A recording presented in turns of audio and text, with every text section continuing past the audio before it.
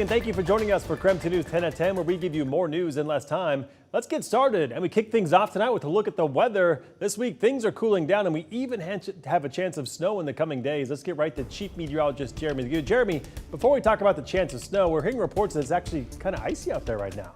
Yeah, as temperatures drop following today's rain, things are slicking up quite quick. You can even see some of that patchy fog already forming down in Riverfront Park. And with temperatures right at freezing, depending on where you are, those roads are quite slick, and you might even wind up a little bit of frost or ice on your windshield this evening and early tomorrow morning. Overall, it looks like our moisture moves out, and that lack of cloud cover is why temperatures are dropping so quickly. We do have some of that fog forming, and it's likely a round of fog and low-hanging cloud cover early tomorrow. That welcomes us to the day. We'll continue to kind of see that move out, and by tomorrow afternoon, I think we wind up seeing a little bit of sunshine. And then clear skies overnight Wednesday means temps are going to drop.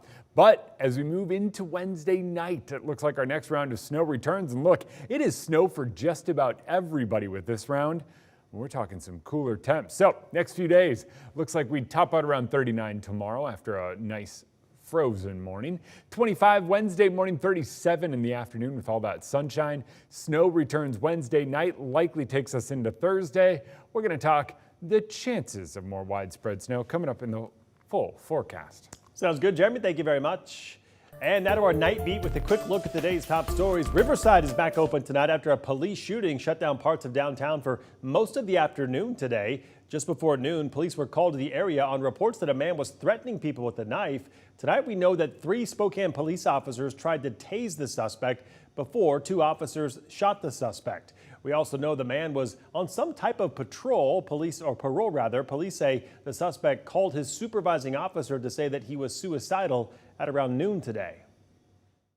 He held the knife up towards one individual's throat, and then he also displayed the knife and backed another individual down the block. The SEER team is now taking over looking into the shooting for the investigation. Earlier today, Chief Lundgren said the suspect was in surgery. We have not received an update on their condition since. Meantime, 3 officers are on leave tonight for another shooting that took place overnight. Police say a woman called 911 after midnight saying a man was threatening her with a gun. Officers say while on the phone, dispatchers heard gunshots and the woman told them she'd been shot. When officers arrived and went inside, they say the suspect shot at them. They returned fire, killing the suspect. The woman was rushed to the hospital with gunshot wounds to the arm and the neck. SPD believes 3 officers fired their weapons. All are now on leave while an independent team investigates the shooting. And just within the last few hours, Mayor Lisa Brown responded to those shootings involving Spokane law enforcement, writing in part, quote, "I am saddened by the recent occurrences of violence and officer-involved shootings in the city of Spokane." She goes on to write that one of her top priorities is, quote, "connecting those who are at risk or in crisis with the resources they need before the situation escalates." New tonight, the man suspected of shooting and killing someone inside a Richland Fred Meyer back in 2022 was found not guilty today. The Benton County prosecutor cited insanity as the reason for that final judgment. 39-year-old Aaron Christopher Kelly was instead admitted to Eastern State Hospital. And that was your night beat. To learn more about any of these stories, just head to our website. That's KREM.com. Why are we making it more burdensome on farmers by adding these unnecessary burdens? That is Brian Bauman. His family has been farming the land outside of Washtenaw for more than 100 years. It is a challenging line of work that he says has become even more difficult since the Climate Commitment Act went into effect. Our Verified team has been covering the impacts of the CCA for more than a year now, and I recently went to Brian's farm to learn more. The longer that I live on the farm and be able to actually work the ground, the more I realize how important legacy is to me.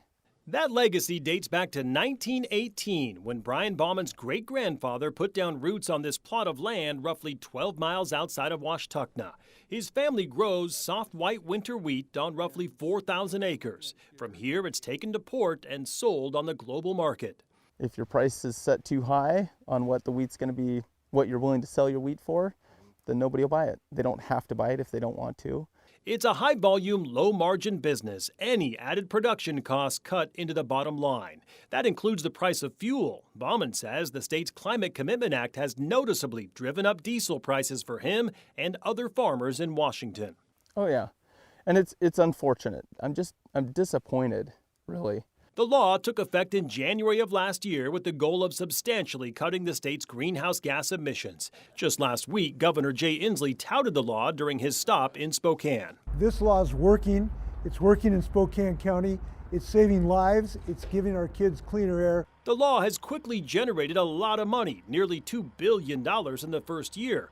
It's also driven up prices at the pump, something the Department of Ecology admitted when we talked to them in November. We have estimated that we think the impact could be around 25 cents a gallon, maybe 27 cents a gallon. Others, including the Washington Policy Center, put the increase closer to 40 to 45 cents per gallon. And even though the law dictates that certain industries like agriculture are supposed to be exempt from fuel surcharges, Baumann says just like everyone else, he too is paying more for fuel. But in terms of costs, like fuel costs for you, it's been noticeable, like a noticeable increase? Oh yeah. When you tack on 45 cents on a 9,000 gallon load, you know, that it adds up. It adds up a lot. It's why the Washington Farm Bureau is trying to get the state legislature to act, recently writing, the exemption for both on-farm and on-highway fuel used for agriculture purposes from the carbon price under the CCA has not been honored. Damages are likely hundreds of millions of dollars and counting. Every Washington resident that buys groceries is experiencing that hit, because the exemption isn't just for agriculture, it's for the transportation of egg products. Now, all the logistics endpoints within there, they are able to pass on that added cost, which then does hit the general public. Ecology, which oversees the Climate Commitment Act, formed a work group last May to tackle the problems. After several meetings, they published this report in October, writing, by the time the work group began in June, a few fuel suppliers and distributors had stopped imposing these surcharges. Over the following 3 months, that number increased substantially. But for Baumann, issues remain. He hopes to one day recoup the added fuel costs he was supposed to be exempt from. You know, are the farmers going to receive an interest payment on the money that is rightfully theirs from the government? Chances are probably not, but that would make it right. Ultimately, voters in Washington will likely decide the future of the Climate Commitment Act. The Secretary of State announced last month that an initiative to repeal the act has collected enough signatures. It is now expected to appear on the November ballot. In national news, President Joe Biden is pushing for a 6-week pause in fighting in Gaza. He met with the King of Jordan today to discuss a hostage deal and how to bring an end to the war. This comes as Biden begins to openly criticize the Israeli government's decisions for the first time. Last week, he called their military response in Gaza, quote, over the top. Meantime, Defense Secretary Lloyd Austin is back in the hospital tonight after a 2-week-long stay in December, all due to complications related to prostate cancer treatment. Despite the complications, Austin's doctors say he still has an excellent prognosis for beating the cancer. When the White House was asked if the president has any concerns Austin will be able to continue in his job, the answer was not at all. Officials shared more details in the shooting at Joel Osteen's Texas megachurch. Authorities say a 7-year-old boy was shot. Who was shot was the shooter's son. He is now in critical condition. 36-year-old Genesee Yvonne Moreno was the suspected shooter. Her son was caught in the crossfire and shot in the head. A person close to the investigation told CBS the word Palestine was on a sticker on the rifle, and authorities found anti-Semitic writings, they said. Well, it is Boomtown week here on KREM 2, and we are tracking growth across our region, including the impacts of our growing homeless population. As the number of unhoused people rises, KREM 2's Channing Curtis is following the money to see how much Spokane is spending on homeless services and where the money comes from. If you have a pool of dollars at the state, the city, or the county level, and you want to spend it towards solving these issues, you have to spend it wisely and carefully and make sure you're getting results. So be sure to join us for this Boomtown story tomorrow morning on Up with KREM starting at 5 a.m. And that was your KREM 2 News 10 at 10, where you get more news in less time.